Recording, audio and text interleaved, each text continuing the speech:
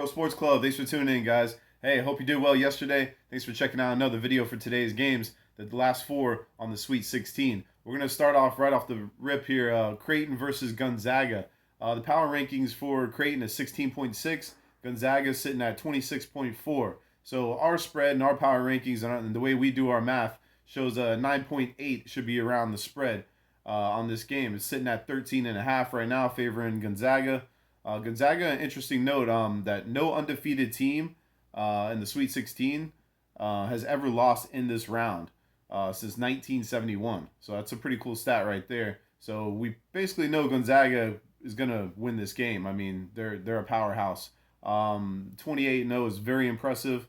I want to know what Creighton team's going to show up though, because they could be really bad at times. They could be pretty decent at times. When this team's knocking down 3-pointers, you got to watch out because they can shoot a lot of threes. And when they start knocking those threes, they're hard to stop. Also, they're going to try to slow down Gonzaga. So they're going to try to slow this pace down and slow the tempo down. They do play pretty good defense at times. Neither teams have any really impressive wins to me. Gonzaga beat Kansas and West Virginia in the beginning of the season. They missed the game with Baylor because that was canceled. But the Bluejays too, they haven't beat anybody special either. So it's a very interesting game. Besides Virginia, they beat Virginia, which they got knocked out by Ohio too in the first round. This game I really don't want to touch. However, we do see a 3.7 deviation in the point spread from where it currently sits.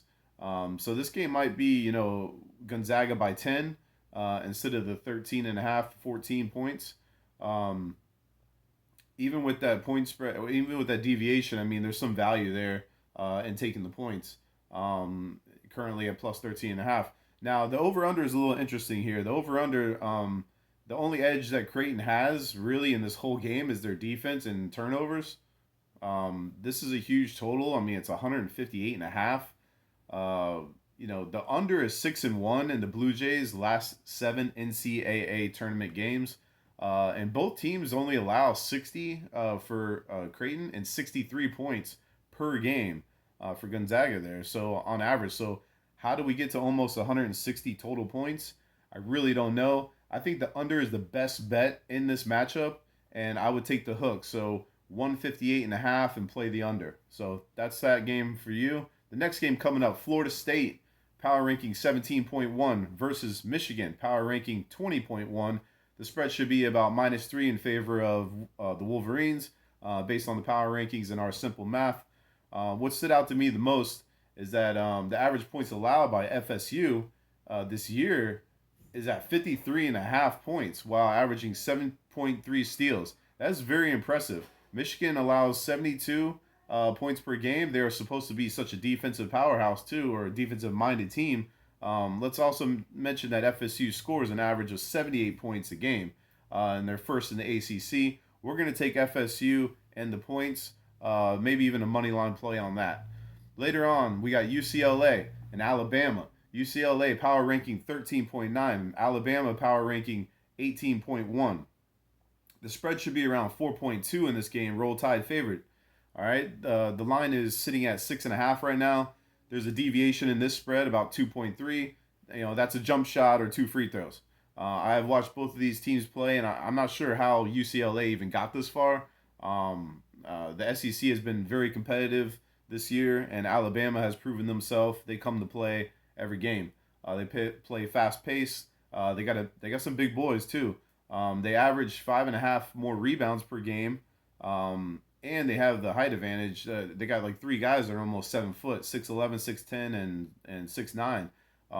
So with that being said, and not to mention on the defensive side, they average about 8.6 steals per game. So at 18, 13, and 1 against the spread, we like Alabama to cover, and we'll probably buy to plus or to -6. We never like that hook on the favorite. So even with the small deviation that we found, I think Alabama covers 6 points easily. And that's where we're at on that one. Last game of the night, too, is Oregon. This should be a very interesting game, too. The spread should be 2.3 in favor of USC. It's currently sitting at -2. So not much there to work with. But we can deal with the loss to Oregon State and the loss to Oregon by both teams. But these teams also met earlier in the year, and USC won that game by 14 points. They actually started off with three straight threes in that game, and it was 17-1 before you know it in favor of USC. Oregon actually came back and outscored USC in the second half. The Ducks are 10-1 against the spread in their last 11 NCAA games. And as an underdog, they're 5-0 against the spread in their last 5 neutral sites games as an underdog. Lastly, the Trojans. Let's see. The Trojans are 1-5 against the spread. The game's falling a straight up win. We're rolling with the Ducks. We're taking the Ducks plus 2.5 because revenge factor. The revenge factor in this game.